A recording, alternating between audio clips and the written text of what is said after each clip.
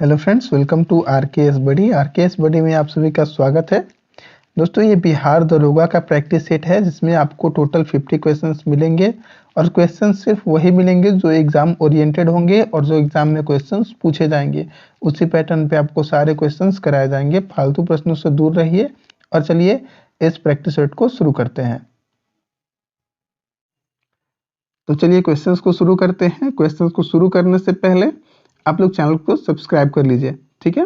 पहला क्वेश्चन देख सकते हैं कि सल्तनत काल के किस शासक ने सिजदा और पैबोस जैसी प्रथाएं शुरू की। तो सिजदा और पैबोस जैसी प्रथाएं जो है बलबन ने शुरू की थी। ऑप्शन बी यहाँ पे करेक्ट आंसर हो जाएगा। ये प्रैक्टिस सेट है तो इसमें मैं ज़्यादा डिस्कशन नहीं करूँगा। डिस्कशन के लिए एक क्लास स्पेशल आएगी, आप लोग कमेंट करके बोलिएगा तब, ठीक है। तो चलिए प्रैक्टिस सेट के तहत इसको लगाइए और आप लोग अपना स्कोर जो है कमेंट में बताइएगा कि आप लोग कितना स्कोर कर पाए। दूसरा क्वेश्चन है कि राजस्व प्रणाली में सुधार हेतु दीवाने मुस्तकराज, देखिए काफी इंपॉर्टेंट और काफी फेमस क्वेश्चन है ये। दीवाने मुस्तकराज की स्थापना किसके द्वारा की गई। तो दीवाने मुस्तकराज की स्थापना जो है अलाउद्दीन खिलजी के द्वारा की गई थी। ऑप्शन बी यहाँ पे बिल्कुल करेक्ट आंसर हो जाएगा, ठीक है। चलिए तीसरा क्वेश्चन देखेंगे। यहाँ पे थर्ड क्वेश्चन देख सकते हैं कि तैमूर के आक्रमण के समय दिल्ली सल्तनत का शासक कौन था। तो दिल्ली सल्तनत का शासक जो था तैमूर के आक्रमण के समय वो था नसरुद्दीन महमूद, ठीक है। नसरुद्दीन महमूद था, सल्तनत काल का था, आप लोग अच्छे से जानते हैं। ऑप्शन बी इसका भी करेक्ट आंसर हो जाएगा। चौथा क्वेश्चन देखेंगे कि कश्मीर के करकोट वंश की स्थापना किसने की थी। देखिए काफी इंपॉर्टेंट क्वेश्चन है ये और बहुत बार एग्जाम में पूछा गया है, लेकिन यहाँ पे फंसते भी हैं बहुत सारे छात्र। यहाँ पे कारकोट वंश की स्थापना जो है बहुत लोगों के ये पल्ले नहीं पड़ा होगा। यहाँ पे ऑप्शन यहाँ पे ए करेक्ट आंसर हो जाएगा, दुर्लभ वर्धन, ठीक है। ऑप्शन ए यहाँ पे बिल्कुल करेक्ट है, दुर्लभ वर्धन। एक बार बीपीएससी में भी ये क्वेश्चन आया हुआ है तो इसे आप लोग ध्यान से देख लीजिएगा। चलिए तो अब हम लोग पांचवा क्वेश्चन देखेंगे। पांचवा क्वेश्चन है कि मच्छीवाड़ा का युद्ध कब लड़ा गया। देखिए ये भी काफी इंपॉर्टेंट क्वेश्चन है, बहुत बार एग्जाम में आया है, लेकिन बहुत सारे छात्र इसमें भी फंस जाते हैं। मच्छीवाड़ा का युद्ध जो है मई 1555 में लड़ा गया था, ध्यान रखिएगा मई 1555। ऑप्शन सी यहाँ पे बिल्कुल करेक्ट आंसर हो जाएगा। और यही बात की जाए कि इलाहाबाद की प्रथम संधि निम्न में से किनके बीच हुई थी। काफी इंपॉर्टेंट क्वेश्चन है और एग्जाम के लिए तो काफी ज्यादा इंपॉर्टेंट है ये। तो ये शाह आलम द्वितीय और निजामुद्दौला एवं रॉबर्ट क्लाइव के बीच हुआ था, ठीक है। ऑप्शन डी यहाँ पे बिल्कुल करेक्ट आंसर हो जाएगा, ठीक है। चलिए आगे बढ़ेंगे। आगे सातवां क्वेश्चन हम लोग देखेंगे कि बंगाल में द्वैत शासन की नींव किसने रखी थी या फिर किसके द्वारा रखी गई थी। तो द्वैत शासन की नींव जो है वो रॉबर्ट क्लाइव के द्वारा रखी गई थी। ऑप्शन बी यहाँ पे बिल्कुल करेक्ट आंसर हो जाएगा। काफी फेमस क्वेश्चन है ये। चलिए आठवां क्वेश्चन देखेंगे, काफी अच्छा क्वेश्चन है। अंग्रेजों ने सुनहरा फरमान कब हासिल किया। तो अंग्रेजों ने सुनहरा फरमान जो है 1632 में आपका हासिल किया था। ऑप्शन बी यहाँ पे बिल्कुल करेक्ट आंसर हो जाएगा। साथ ही साथ आप लोग चैनल को सब्सक्राइब करते चलिएगा, चैनल को सब्सक्राइब कर लीजिएगा और इसका अगर पीडीएफ चाहिए होगा तो आप लोग जो है हमारा टेलीग्राम ज्वाइन कर लीजिएगा, उसका लिंक आपको नीचे डिस्क्रिप्शन में मिल जाएगा। क्वेश्चन देखेंगे कि सहायक संधि स्वीकार करने वाला दूसरा राज्य कौन सा था। तो दूसरा राज्य जो था वो मैसूर था। ऑप्शन ए यहाँ पे बिल्कुल करेक्ट आंसर हो जाएगा। चलिए आगे बढ़ेंगे। अब हम लोग आगे यहाँ पे 10वां क्वेश्चन देखेंगे। 10वां क्वेश्चन है कि इंडियन लीग स्थापना निम्न में से किसके द्वारा की गई थी। इंडियन लीग जो था उसकी स्थापना किसके द्वारा की गई थी ये आपको बताना है। तो इंडियन लीग की स्थापना जो है शिशिर कुमार घोष के द्वारा की गई थी, ठीक है। और ये अमृत बाजार पत्रिका के भी संपादक थे। अमृत बाजार पत्रिका के भी संपादक थे, ये भी आप लोग ध्यान में रखिएगा। ऑप्शन बी यहाँ पे करेक्ट आंसर है, ठीक है। चलिए 11वां क्वेश्चन देख सकते हैं कि थियोसॉफिकल सोसाइटी की स्थापना किसने और कब की थी, ठीक है। थियोसॉफिकल सोसाइटी की स्थापना कब की थी ये बताइए। तो थियोसॉफिकल सोसाइटी की स्थापना जो है 1875 में की गई थी। ऑप्शन सी यहाँ पे बिल्कुल करेक्ट आंसर हो जाएगा। चलिए आगे बढ़ेंगे। आगे 12वां क्वेश्चन देखेंगे हम लोग। 12वां क्वेश्चन है कि इंडिपेंडेंट पत्र के संपादक निम्न में से कौन थे। तो इंडिपेंडेंट पत्र जो था उसके संपादक आपके मोतीलाल नेहरू जी थे। ऑप्शन बी यहाँ पे करेक्ट कर लीजिएगा। और भारत में कितने राज्यों एवं केंद्र शासित प्रदेशों की सीमाएं समुद्र तट से लगी हुई है।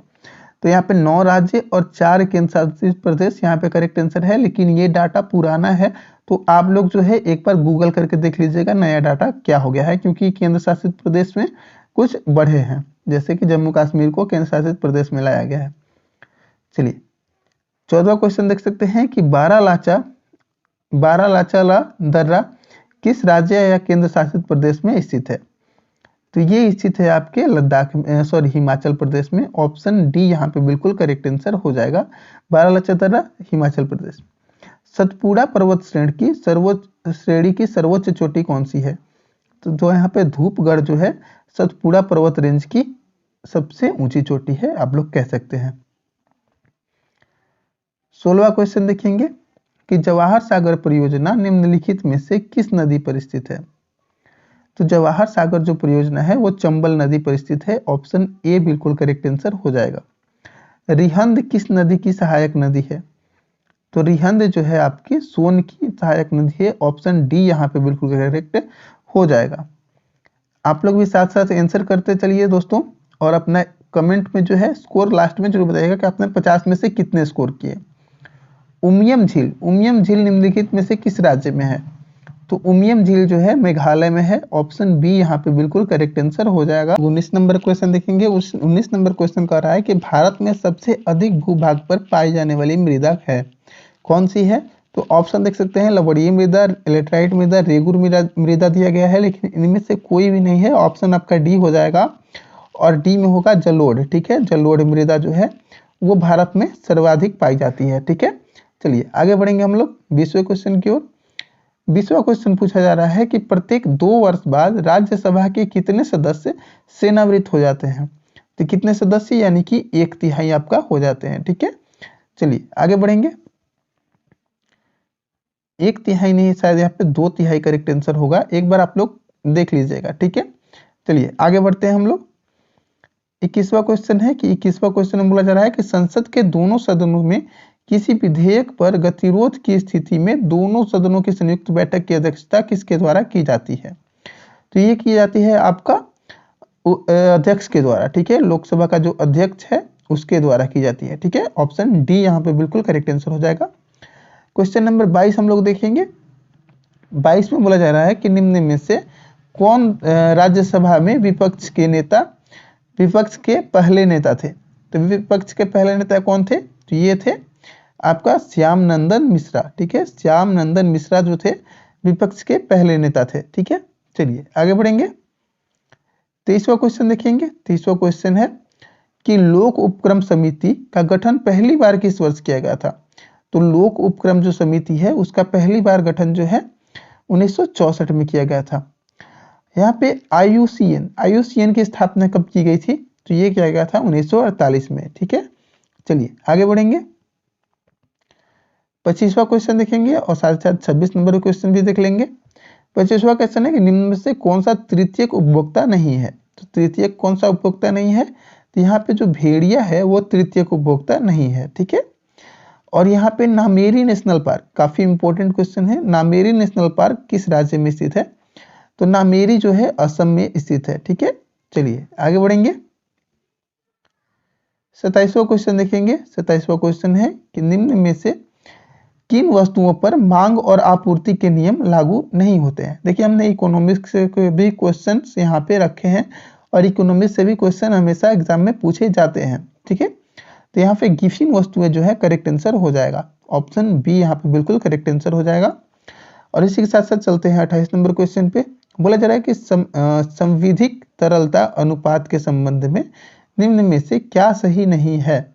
तो इनमें से क्या सही नहीं है? तो ये सही नहीं है कि इसे बैंक अनिवार्य रूप से नगद में आरबीआई के पास रखती है, ये सही नहीं है। बाकी चीजें जो है सही है। ठीक है, चलिए आगे बढ़ेंगे। 29 नंबर क्वेश्चन देखेंगे कि फ्रेंच गुयाना की राजधानी कहाँ है? तो जो फ्रेंच गुयाना है इसकी राजधानी जो है कायना है। ठीक है, कायने है जो करेक्ट आंसर आपका हो जाएगा। डनहिल कप निम्नलिखित में से किस खेल से संबंधित है? तो डनहिल कप जो है वो गोल्फ से संबंधित है। ऑप्शन सी को आप लोग करेक्ट कर लीजिएगा। चलिए, जिन दोस्तों ने अभी तक चैनल को सब्सक्राइब नहीं किया, वीडियो को लाइक नहीं किया है, तो चैनल को सब्सक्राइब करके वीडियो को लाइक भी कर लीजिए। 31 नंबर क्वेश्चन देखेंगे कि राष्ट्रमंडल खेलों की शुरुआत किस वर्ष हुई थी। तो राष्ट्रमंडल खेलों की जो शुरुआत हुई थी वो 1930 में हुई थी। ऑप्शन ए यहाँ पे बिल्कुल करेक्ट आंसर है।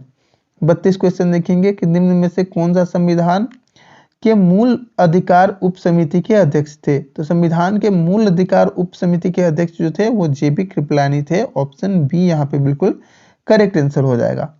चलिए 33वां क्वेश्चन देखेंगे। 33वां क्वेश्चन है कि भारतीय संविधान में संसद के दोनों सदनों की संयुक्त बैठक का प्रावधान किस देश के संविधान से गृहीत किया गया है। तो संयुक्त बैठक का जो प्रावधान है वो आपका लिया गया है ऑस्ट्रेलिया से। ठीक है, ऑप्शन ए यहाँ पे बिल्कुल करेक्ट आंसर हो जाएगा। चलिए आगे बढ़ेंगे। आगे 34 नंबर क्वेश्चन देख सकते हैं कि भारतीय संविधान का निम्न में से कौन सा भाग संविधान की आत्मा कहा जाता है। तो संविधान की आत्मा जो है संविधान की प्रस्तावना कही जाती है। ऑप्शन ए यहाँ पे बिल्कुल करेक्ट है। और मेघालय को पूर्ण राज्य का दर्जा किस वर्ष दिया गया था। तो मेघालय को जो है पूर्ण राज्य का दर्जा 1972 में दिया गया था। काफी इंपॉर्टेंट क्वेश्चन है। ऑप्शन बी को आप लोग टिक कर लीजिएगा 1972। ठीक है, चलिए आगे बढ़ेंगे। आगे हम लोग चलेंगे 36 नंबर क्वेश्चन पे। 36 नंबर क्वेश्चन है कि भारतीय संविधान के किस अनुच्छेद में यह उल्लेख किया गया है कि भारत के प्रत्येक नागरिक को अपनी विशिष्ट भाषा, लिपि एवं संस्कृति को बनाए रखने का अधिकार होगा। तो ये आपका अनुच्छेद जो है 29 हो जाएगा, 29। ठीक है, ऑप्शन सी को आप लोग टिक कर लीजिएगा। चलिए आगे बढ़ेंगे। आगे 37 नंबर क्वेश्चन देख सकते हैं कि भारत के राष्ट्रपति के निर्वाचन मंडल में शामिल होते हैं। राष्ट्रपति के निर्वाचन मंडल में कौन कौन शामिल होता है। तो यहाँ पे ऑप्शन सी बिल्कुल करेक्ट आंसर हो जाएगा। एक जो है आपका संसद के दोनों सदनों के निर्वाचित सदस्य, और तीसरा जो है आपका राज्य के विधानसभाओं के निर्वाचित सदस्य। ठीक है, चलिए यहाँ पे विधानसभाओं के सभी सदस्य नहीं होगा, केवल निर्वाचित सदस्य होगा, और दोनों सदन के सभी सदस्य नहीं होगा, निर्वाचित सदस्य होगा। आगे बढ़ेंगे। क्वेश्चन नंबर 38 देखेंगे। क्वेश्चन नंबर 38 कह रहा है कि वित्त आयोग के अध्यक्ष व सदस्यों की नियुक्ति किसके द्वारा की जाती है। तो ये जाहिर सी बात है कि राष्ट्रपति के द्वारा ही की जाती है। मुस्लिम समुदाय के लिए पृथक निर्वाचक मंडल का गठन किस अधिनियम द्वारा किया गया था। काफी इंपॉर्टेंट क्वेश्चन है। तो ये भारत परिषद अधिनियम 1909 के द्वारा किया गया था, जिसे हम लोग मार्लियामेंटो भी कहते हैं। चलिए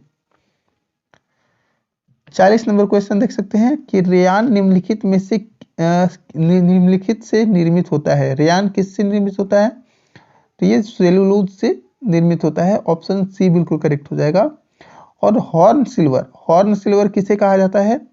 तो हॉर्न सिल्वर जो है आपका मर्क्यूरी क्लोराइड को कहा जाता है। ये साइंस के 2 क्वेश्चन है, आप लोग अच्छे से देखिएगा।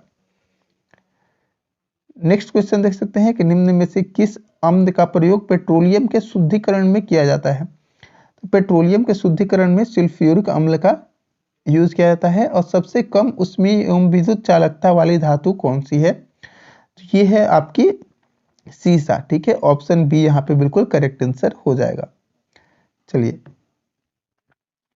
क्वेश्चन नंबर 44 देखेंगे कि वृद्धि रोधक हार्मोन कौन सा है।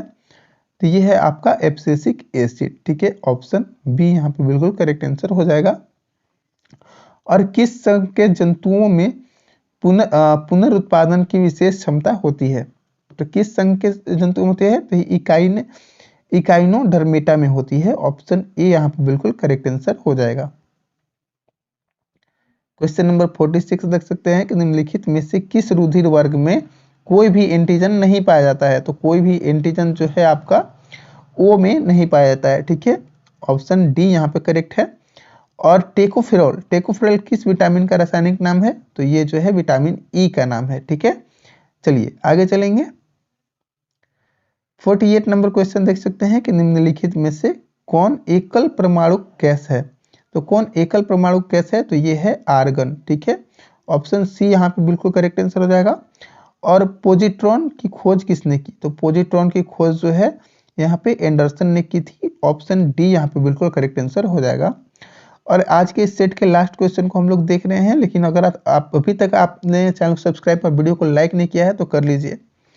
स्टील में कार्बन की प्रतिशत लगभग कितनी होती है। तो ये 0.1 से 0.5 के बीच में होता है। ऑप्शन बी यहाँ पे बिल्कुल करेक्ट आंसर है। तो आज का ये सेट यहीं पे खत्म होता है। मिलेंगे हम लोग किसी और सेट के साथ, तब तक के लिए थैंक यू, धन्यवाद।